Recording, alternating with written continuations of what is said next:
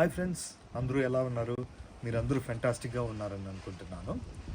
ఈరోజు ఇక్కడ మా ప్లాంట్ పాట్ చూడండి. సో ఇక్కడ మా ప్లాంట్స్ అంతా చూస్తే లాస్ట్ ఇయర్ నేను చెప్పాను కదా, ఈ స్లగ్స్ అండ్ స్నైల్స్ మొత్తం తినేస్తుంది అనేసి. దాన్ని అవాయిడ్ చేసేదానికి ఇది ఒక ట్రిక్ లాగా మేము ట్రై చేస్తున్నామండి. అదే మీతో షేర్ చేస్తామనేసి ఈ వీడియో పోస్ట్ చేస్తున్నాను. ఇది చూడండి, ఇది కాపర్ టేప్ అనేసి మనకి ఆన్లైన్లో కొన్ని గార్డెన్ షాప్స్లో దొరుకుతుంది.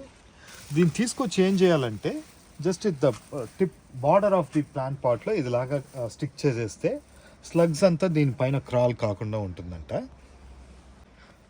సో ఇలాగ స్టిక్ చేయడం వల్ల మీకు ఆ క్రాలింగ్ స్లగ్స్ అండ్ స్నేల్స్ పైకి రాదు అని చెప్తున్నారు.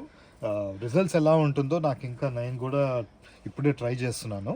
ఎండ్ ఆఫ్ ద సీజన్లో రిజల్ట్స్ అయితే పడతానండి. బట్ ఇది చూడండి, ఇది కొత్త పార్ట్స్కి అయితే బాగా స్టిక్ అవుతుంది. కొంచెం యూజ్డ్ పాట్కి అయితే అంతగా స్టిక్ కావడం లేదు. సో కొన్నిటికంటే నేను ఇట్లాంటి చిన్న చిన్న నెయిల్స్ అయితే వేసి ఫిక్స్ చేస్తున్నాను. సో ఇది కానీ మీకు ఒక షో ఐటమ్ లాగా కూడా అయిపోతుంది. మీరు ఇట్లాంటి ప్లాంట్ పాట్స్కి అంతా పెట్టుకుంటే మీకు స్లగ్ అండ్ స్నేల్ నుంచి కాపాడుతుంది. కొంచెం చూసేదానికి కొంచెం లుక్గా బాగా కూడా ఉంటుంది. సో ఇక్కడ చూడండి, ఆల్మోస్ట్ అన్ని ప్లాంట్స్కి నేను ఇలాగ ట్రై చేస్తున్నాను. మనం గార్డెనింగ్ చాలా ఈజీ అనుకుంటామండి, కానీ మేము మా ఫ్యామిలీ మొత్తం కష్టపడి ట్రై చేసి ఎఫర్ట్ పెడుతున్నాము.